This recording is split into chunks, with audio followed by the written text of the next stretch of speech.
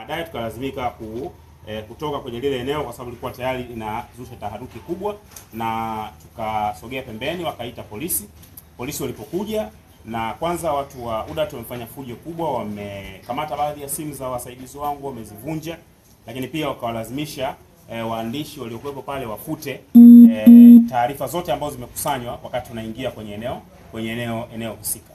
Na baadaye wakatukamata kupeleka kwenye kituo kidogo cha polisi pale Kimara, na baada ya kufika hapo tukawa tunawauliza ni kesi gani sasa ambayo mnaifungua. Ikawa UDART wanasema wao hawana kesi, wanataka tu zile taarifa ziwe zimefutwa, na polisi na wenyewe hawana kesi. Baadaye wakatutoa wakapeleka kituo cha Kimara, kwa kituo cha Mbezi, kituo kikubwa. Tukafika pale, na kwa maana ya stendi pale Mbezi Ubungo, kwenye kituo cha Kimara ni kidogo zaidi, lakini pale Mbezi wana kituo cha eneo la Ubungo pale stendi ya Magufuli.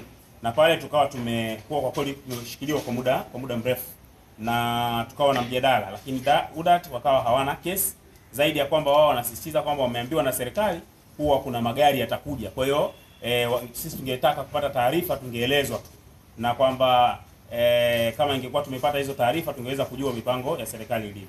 Lakini kubwa tuliloliona ni kuwa kuna tatizo kubwa sana kwenye uendeshaji wa miradi ya mwendokasi. Na ikumbuke katika kipindi cha wiki 2 nyuma tulifanya uchambuzi hapa wa ripoti ya mdhibiti na mkaguzi mkuu wa hesabu za serikali, ambayo ilionyesha kwamba kuna matatizo kwenye uendeshaji wa DART, na hasa ukosekanaji wa magari. Kuna upungufu mkubwa wa magari, na CAG alionyesha kati ya gari 210 ambazo zilipelekwa kwenye mradi, gari 99 hazifanyi kazi. Alikwenda kukagua, alikuta gari 99 hazifanyi kazi.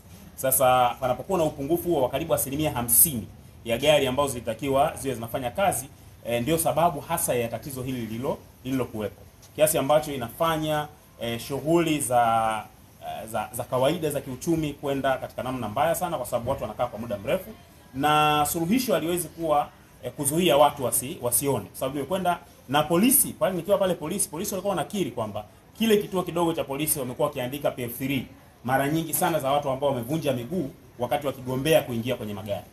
Lakini moja kati ya polisi alituambia pia yeye alikwenda kutoa ushauri wa kiusalama, ili basi angalau kuepusha watu wasiwe wanashuka kwenye eneo moja. Kwa kuna eneo moja ambalo watu wanashuka na eneo la pili watu wanapanda, kwa sababu hali ilikuwa ni mbaya zaidi. Kwa nitumie fursa hii kuitaka serikali kwanza izingatie kwamba tatizo hili la mwendokasi ni tatizo lililojengwa na serikali yenyewe. Tuliwaondoa watu kwenye utamaduni wa kutumia daladala, tukaweka mabasi. Tumefanya investment kubwa kama taifa. Sasa ule utamaduni wa kutumia mabasi, ambapo kwa kawaida mtu alikuwa akitoka Kimara, akitoka Mbezi mpaka akiingia katikati ya mji, alikuwa ameepushwa kutoka kutumia masaa 2 mpaka 3 kufika katikati ya mji, na ikawa na uwezo wa kutumia dakika 45. Huu utamaduni sasa umezoeleka, na kwa hiyo serikali inapaswa kuwa na hatua za haraka za kuchukua na hatua za muda mrefu. Na sisi tunaona kuwa kwa mfano hatua za haraka, huwezi ukaacha eneo kama Kimara ambao lina watu wengi wanaotaka kutoka, asubuhi halina magari. Ni lazima uwe na suluhisho la kupeleka magari. Na kama serikali magari yale imeyaua yote au imeua sehemu kubwa ya magari, itafute suluhisho la haraka la angalau kutafuta hata waendeshaji wa ndani wawasaidie kuwapa magari ambayo yatafanya kazi angalau katika ile high peak, katika kipindi ambacho kuna peak ya watu kubwa wanataka kufanya kupata huduma, kuliko kuwa unamkadisha mtu tiketi saa 11 12 asubuhi ukiwa huna mabasi ya kutosha, unamweka kituoni masaa 2. Hii ni adha ambayo hata wakati wa daladala haikuwepo.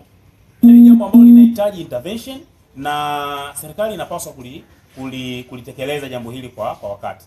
Lakini mwisho ndaki serikali pia iangalie namna ambavyo bodi ya waendeshaji wa UDA inavyoendeshwa, kwa sababu wanaonekana wana struggle kuzuia kujulikana kinachoendelea, kwa sababu wao ndio ambao walikabidhiwa mabasi 210.